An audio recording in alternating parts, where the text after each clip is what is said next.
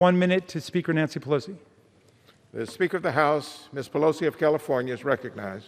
Thank you very much, Mr. Speaker. I thank the gentleman for yielding and applaud him and salute him as a constitutional scholar, an intellectual resource, and the force of justice that he has been as he has crafted and advanced this resolution. And I thank the entire House Democratic Caucus for the love of country, determination to protect our democracy, and the loyalty to our oath that have been so beautifully manifested in this dark past week. Mr. Speaker, a dark week it has been indeed. On Wednesday, the President of the United States incited a deadly insurrection against America that targeted the very heart of our democracy, this temple of democracy, the United States Capitol. Defiling the genius of the Constitution, separate but equal, attacking the first branch of government, trying to prevent us from ascertaining our constitutional duty to ascertain that Joe Biden and Kamala Harris will be President and Vice President of the United States. The gleeful desecration of the Capitol and the violence against Congress, our staff, and our workers are horrors that will forever stain our nation's history. 5 Americans have died following the violent attack. More than 50 police officers were seriously injured, including 15 officers who were hospitalized. On behalf of the House, I salute and express deepest gratitude to U.S. Capitol Police for the valor that they showed in protecting the lives of members, but especially protecting our staff and those who make Congress function. Mr. Speaker, this is a sad day for our country that we have to come to the floor in a way to defend the Constitution of the United States at this time. The facts are very clear. The President called for this seditious attack. For days, he urged supporters to come to Washington for the insurrection. Wednesday morning, he participated in a rally to encourage the rioters to march on the Capitol and fight.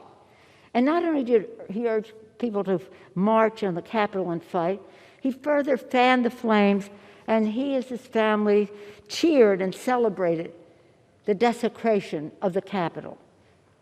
Later that day, as the dangers escalated, he ignored and flat out rejected the pleas of Congress, including those of his own party, to call off his supporters, the rioters, the terrorists, as they engaged in vandalism and violence. Later and now the President is saying that he is not responsible and that his incitement to violence was totally appropriate. The President's actions demonstrate his absolute inability to discharge the most basic and fundamental powers and duties of his office. Therefore, the President must be removed from office immediately. This is a decision we make with the utmost solemnity and prayerfulness, which this crisis requires. Removal of the President is an unprecedented action, but it is required because it is an unprecedented moment in history because the danger that he poses. And I heard the previous speaker say that we are objecting to the President because we don't like the way he executes his duties. No, we don't like it at all. Acts of sedition, incitement to insurrection, treasonous activity. And if you are associating yourself with that as the proper execution of the President's duties, you are associating yourself with sedition and treason. Yesterday, in a pro forma section, we introduced a unanimous consent request to take up Congressman Raskin's legislation, which calls on the Vice President to mobilize the Cabinet to activate the 25th Amendment to remove the President from office, again, to prevent him from causing more damage to our country. Who knows what he might do next? But House Republicans rejected this legislation, and so the President's unhinged, unstable, deranged acts of sedition may continue, endangering America and undermining our democracy. Now we are taking up this legislation in regular session, After passage, we are calling on the Vice President to respond within 24 hours of passage. This resolution gives House Republicans the clear choice to honor the oath of office, to defend our democracy, and to uphold the sacred trust given to us by the Constitution and by those whom we represent. Mr. Speaker, during the Trump presidency, this 4 years, and especially during this sad time, I recall the words of the great Israeli poet Ehud Manor. And that's what he said when he said, "I can't keep silent in light of how my country has changed her face.